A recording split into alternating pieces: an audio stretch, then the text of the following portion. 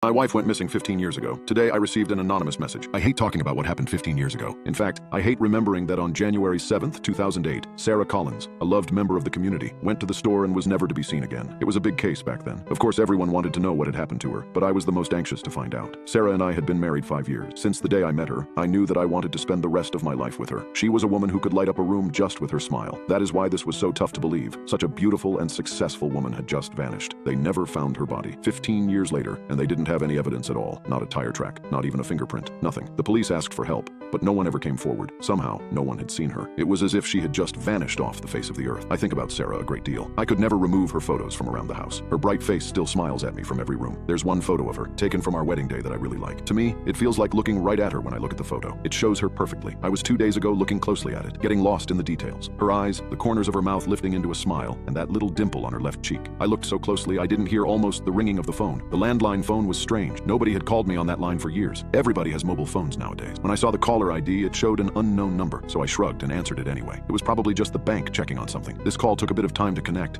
but when it did, I heard this really weird rustling sound from the other side. Hello? I wasn't in the mood for any prank calls. Is anybody there? Hello? Daniel? Daniel? I'm so glad I finally got you. The voice on the other side of the connection was a female voice, shaking, out of breath. Daniel, it's me. It's Sarah. Are you there? And then my heart just stopped with the mention of her name. Sarah. My Sarah. But of course that couldn't be. Then Sarah had been missing for 15 years. This was not my wife. I don't know who you are, but you are not Sarah. I spoke into the phone in a cold tone. Stop calling this number. I'd received an awful lot of these calls, especially when Sarah first went missing. Con artists, tricksters, anyone wanting to take advantage of a sad husband. I knew none of them was my wife. No, Daniel. Wait, you have to listen to me. It's me. Sarah, you have to believe me. She was sounding loud and desperate now, even a bit crazy. Amazing things people do to sell a lie. Why are you doing this? I asked, angry. It is 15 years since my wife went missing. What do you want from me? For a moment, there was silence on the other end of the line. I thought the connection had been severed until I heard her voice. Daniel, please. It's me. It's your wife, Sarah. The woman begged. I swear it's really me. She continued, but I had already had enough. I was not going to listen to this liar anymore. Don't call this number again. I told her firmly before hanging up. I thought that would end it. She probably wouldn't call me again. I thought it was all finished. The next day, I asked a friend to help me fix my plumbing. He was a good friend. I had known him since college. He helped me when Sarah went missing. He got me through that. We were on a break, both of us talking about what's been happening. Important stuff, really, when my landline phone suddenly rang again. Sorry, I need to answer this. It might be important, I said as I stood up and walked to the phone. I saw the call was from an unknown number, like the previous day. Still, I didn't connect the dots immediately because it could have been the bank this time. I picked up, and the same rustling sound came out of the phone. It felt strange and unsettling in a way, and almost as if I had heard it before. I simply couldn't fathom it. Hello? I was starting to get an inkling as to what this call was about, and I was not going to like it one bit. I told you not to call this number. Daniel,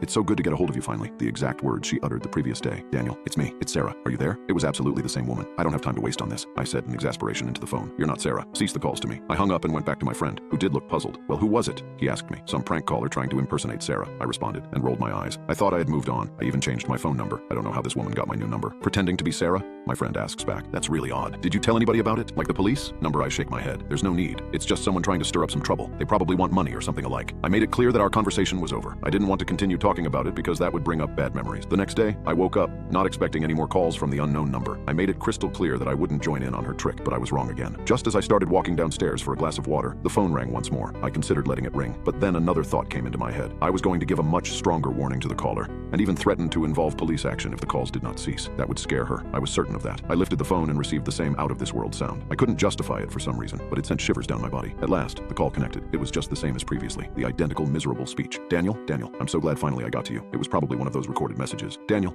it's me. It's Sarah. Are you there? If you continue to call this number, I'll have to call the police. I told the caller. This is harassment. If you want money, try to trick someone else. Before I could give the woman on the other line a chance, I cut the call. I hoped this would make her realize she could no longer control me. I understood her complicated trick. I believed my warning was enough to stop the calls. I was so sure of this that when a loud, steady ringing woke me up the next morning, I never thought it was coming from those unknown number calls. I first thought my alarm was waking me up, but when I turned to look, I saw that the alarm had not gone off yet. That was when I realized it was the landline phone. Rushing downstairs, I wanted to tell the caller that I would call police, wanting to catch the desperate scammer. I was lucky to get there on time and picked up the phone. I held it against my ear and heard that strange noise I knew well. It still made my heart race for a few seconds until the call went through. Daniel, thank goodness finally I reach you. The usual panicked message came across the phone. I was used to hearing it by now. Daniel, it's me. It's Sarah. Are you there? I warned you. I said that if you called again, I would take legal action. I hollered into the phone just so whoever whoever was on the other side would hear me. You've gone too far now. I have to do something about this. I waited for the woman's answer. Daniel, no, it's me. I am not lying to you. I would never lie to you. Daniel, it's me. Sarah, your wife. It's me. Can't stand the loud whine of her voice. You're not Sarah,